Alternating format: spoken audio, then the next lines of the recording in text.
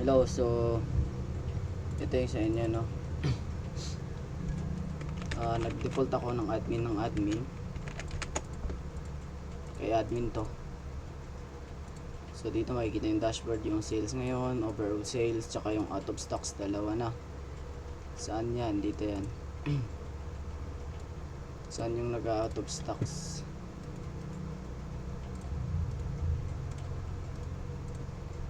So dito yan, tinan mo yung stocks niya 0 na.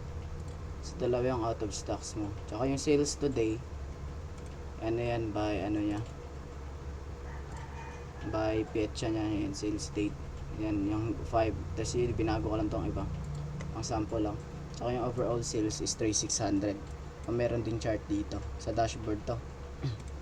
Sa categories naman, ginawa ko to para naman ano, hindi kayo mag-static, hindi yung ganito, 'di ba? Yung kunwari diyan, maglalagay ka na lang sa code mo, sa backend mo, ilalagay mo na yung mga values diyan. Hindi, pangit 'yan. Mas maganda kasi yung magagaling talaga dito. For example, delete natin to sa sample. Gawa tayo bago. Ayun, makikita mo doon. Ayan, may bago na. Yung kinagandahan niya. Yung ginanda, naka-dynamic siya. Tsaka nalalagay dyan sa database talaga. Ito, nalalagay yan dyan. Okay, na-gets na.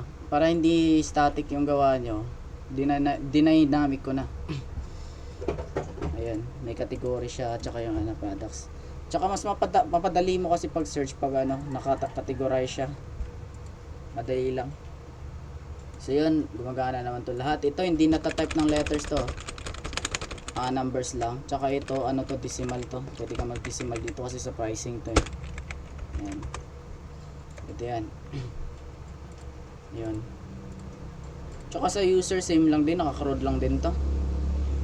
Yan, pwede ka mag-add ng bago dyan. Gawa tayo bago, no? 1-1. Sample cashier. Tayo cashier save. Ayan, may bago na. Yung sa reports naman, makikita mo yung sales today. Kiklik mo yan, magbabago yan. View all, magbabago din. Pwede ka din gumawa dyan. Kunwari, sinong cashier yung ano, yung gusto mo, di ba? Ayan, wala siya kasi wala siyang record eh. Okay. So ayun. Okay na dito sa admin, di ba? Pero wala akong logout eh, wait lang. Nakalimutan ko, mamaya na yan. Okay, so ulitin natin, wala palang logout yun. So try natin kay admin ay kay cashier naman yung ginawa ko yung bago, 1-1. Makikita yung pangalan na dito. Ayan si sample cashier. Tapos ayun nga, yung bibili tayo. Diba, walang ano kasi wala tayong ano eh. Wala na yung stocks eh. Kaya pag nag-log out tayo, ayun, lalagyan natin ng stocks.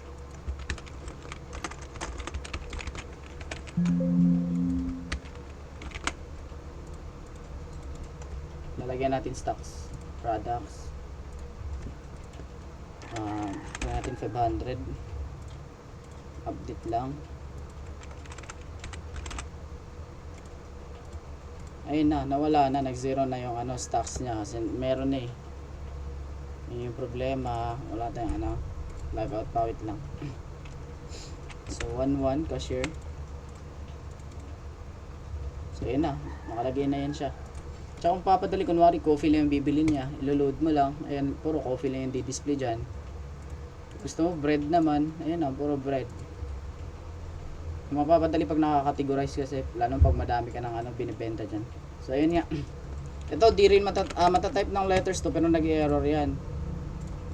Makikita naman kung enter the quantity for French vanilla and coffee, diba? Makikita naman kung anong binili niya eh, gusto niya bilhin. Kunwari 500 yung stocks, kunwari bibili tayo 501. Mag-error yan. Dapat ano, hindi siya nag-i-exit. Nag-i-exit ng ano mo sa available stocks mo. So kunwari naman 0, di rin yan. Kunwari din negative 1, wala din. So ayun nga, kunwari bibili tayo ano, mga 10. Kunwari bibili ulit tayo French vanilla. 10 ulit, so magiging 20 yan. Yan, tama. So ayun na, di rin to makiklik pag hindi mo pa nabayaran. Syempre kung babayaran natin yan, yan pipay mo, ayun na. Tapos lalabas yung resibo niyan, wait nyo lang. Yan, lalabas yung resibo. Yan, makikita kung sinong cashier noon, taka yung date, tsaka yung oras na binili mo. May transaction number din yan, o kaya reference ID. Okay na yan. So kung bibili ka naman ulit, pwede naman. Bibili ka bread. Bili tayo 10 din. Bili tayo coffee. 2 for lahat. Babayaran natin 3K. So may split kang 600. So yan, bagong resibo ulit. Pwede mo naman i-print direct yan eh, pag may printer ka. So wala akong printer eh, mag-auto print yan. So ayun, may logout dito. Check natin ulit kay admin.